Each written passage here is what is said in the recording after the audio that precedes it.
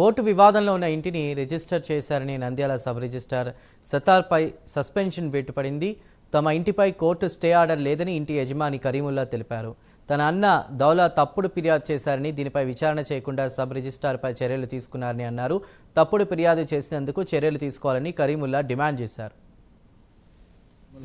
ప్రొద్దుటూరులోని ఒక ఆస్తిని కొనేటి కాలువలో 23-366 గల ఆస్తిలో లేని స్టే ఆర్డర్ను ఉందని చెప్పేసి ప్రొద్దుటూరులో ఉండే ఎంసీ మహబూబ్ దౌలా ఒక తప్పుడు మనిషి ఒక తప్పుడు కంప్లైంట్ ఇచ్చి లేని స్టే ఆర్డర్ను ఉందని చెప్పేసి అధికారులను పక్కదోవ పట్టించి ఒక గ్రూప్ 1 ఆఫీసర్ అయిన అబ్దుల్ సత్తార్ నంద్యాల సబ్ రిజిస్ట్రార్ గారి సస్పెండ్కు కారణమైనాడు.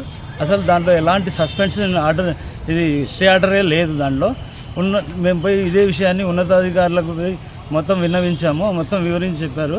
వాళ్ళు దీని మీద సరైన విచారణ చేయకుండా ఏకపక్షంగా ఆయన సస్పెండ్ చేశారు.